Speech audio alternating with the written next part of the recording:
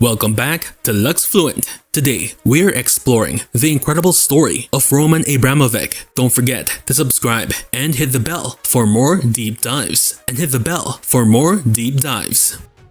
From orphan to entrepreneur, Roman Arkadievich Abramovich was born on October 24, 1996 in Saratov in the Soviet Union to Jewish parents who both died by the time he was 3, leaving him an orphan, raised first by his grandparents and then by uncles in the Komi Republic's harsh northern climate. His maternal grandparents has fled Nazi-occupied Ukraine during World War II, only to be deported by the Soviets to Siberian camps, an early lesson in survival and resilience that would shape Abramovich's character. Raised in Ukhta by his uncle Leib, he attended state schools and displayed average academic performance. But from an early age, he showed a relentless drive to earn money, selling used car parts and tires alongside school studies. During his compulsory military service in an artillery unit, Abramovich earned 7 rubles a month, insufficient for his ambitions, so he sold gasoline to officers and organized a scheme to sell timber plots to villagers from a forest clearing detail, netting a substantial profit and planting the seeds of his business ingenuity. After service, he enrolled at the Gubkin Institute of Oil and Gas in Moscow, but dropped out to focus on commerce, famously founding the Comfort Co-op doll manufacturing business with his first wife, Olga, selling thousands of imported plastic dolls and toys from their Moscow apartment to meet pent-up consumer demand under Perestroika's economic liberalization. Seizing the post-Soviet gold rush, with Soviet state enterprises being privatized in the early 1990s, Abramovich leveraged his nascent capital to trade commodities for a Swiss firm, navigating exchange rate volatility and forging contacts in oil and metals. In a pivotal moment, circa 1992 to 93, he bought oil for roughly $1 per barrel on the domestic market and sold it abroad for up to $100, reaping enormous margins and accumulating the wealth that would fund his future empire. Alongside oil, he invested in automotive and aluminum ventures, later merging his aluminum assets to form part of Russian Aluminum, Rusal, selling stakes to Oleg Deripaska for over $2 billion in 2003 to 04. Building an oligarch's empire. In 1995, Abramovich partnered with Boris Berezovsky in the controversial Loans for Shares scheme, paying approximately $100 million each for a 50% stake in Sibneft, Siberian oil company, a fraction of its market value, in a move orchestrated via political lobbying in Moscow. Over the late 1990s, he consolidated control of Sibneft through additional auctions. Then, in 2005, sold it to state-owned Gazprom for $13 billion, realizing about $10 billion after dividends. Transactions challenged by Berezovsky in London courts, where Abramovich prevailed in 2012. Beyond oil, he acquired stakes in steel and mining firms such as Evraz and Norilsk Nickel, and even invested indirectly in Aeroflot during Russia's broader privatization, diversifying his holdings across energy, mining, and transportation sectors. His private investment vehicle, Millhouse Capital, became the holding company for these assets, cementing his reputation as one of Russia's most powerful oligarchs. Politics, philanthropy, and the Northeast. Abramovich's political ascent began in 1999 when he was elected to the State Duma for the Chukotka Autonomous Okrug, a remote, impoverished region in Russia's Far East. In December 2000, President Vladimir Putin appointed him governor of Chukotka, where he pledged and invested over $1.3 billion in infrastructure, including schools, hospitals, roads, and utilities, leading to a dramatic increase in average monthly salaries from about $165 in 2000 to $826 in 2006.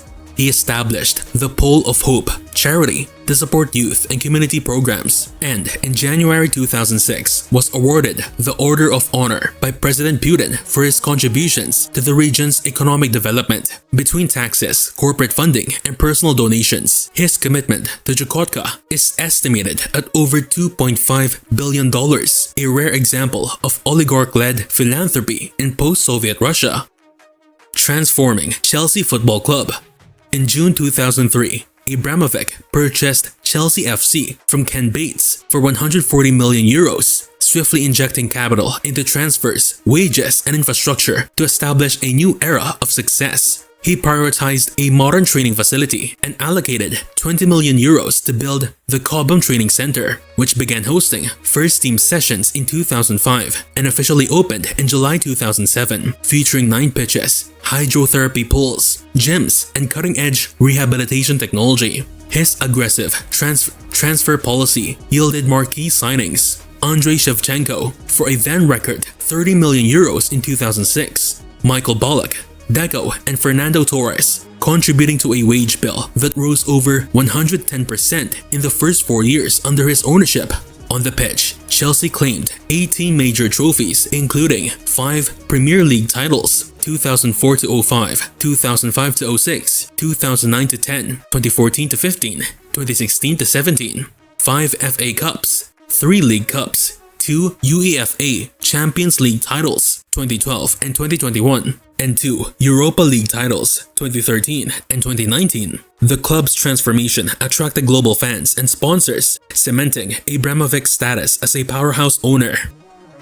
A life of luxury. By the late 2000s, Abramovich's wealth allowed a lifestyle of unparalleled opulence. His superyacht Eclipse, launched in 2010 by Blum & Voss, spans 533 feet, features 2 helipads, a disassembled 560-foot submarine dock, and lavish amenities estimated at over $500 million.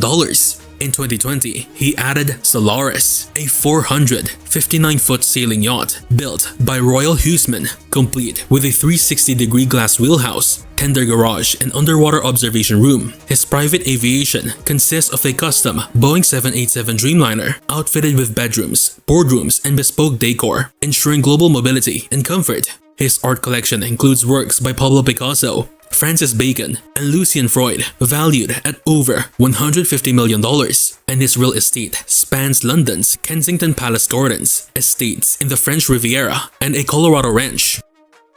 Philanthropy amid controversy. Despite his grand lifestyle, Abramovich has donated extensively to charitable causes. In 2007, he co-founded the Genesis Philanthropy Group to support Jewish identity among Russian-speaking communities, committing over $100 million to grants for education, culture, and coexistence initiatives. His foundation has funded football camps for Arab and Jewish youth, museums, and tolerance centers, and during his governorship, built schools and medical facilities in Chukotka. However, his Kremlin ties drew scrutiny, and in March 2022, the UK, EU, Canada, and Australia imposed sanctions on him, freezing his assets and compelling the sale of Chelsea. Sanctions, asset freeze, and the sale of Chelsea. On February 26, 2022, the UK government sanctioned Abramovich in response to Russia's invasion of Ukraine, freezing an estimated $8 billion of assets and banning the sale of Chelsea without a special license. On May 30, 2022, a consortium led by Todd Bowley and Clear Lake Capital purchased Chelsea for 4.25 billion euros, of which 97.5% was pledged for humanitarian causes in Ukraine. However, the funds remain frozen pending UK government approval of their use. In parallel, Abramovich's European assets, including London properties and investment stakes, faced similar freezes, triggering legal challenges and a reconfiguration of his global portfolio. International diplomacy and mediation. In the wake of the 2022 invasion,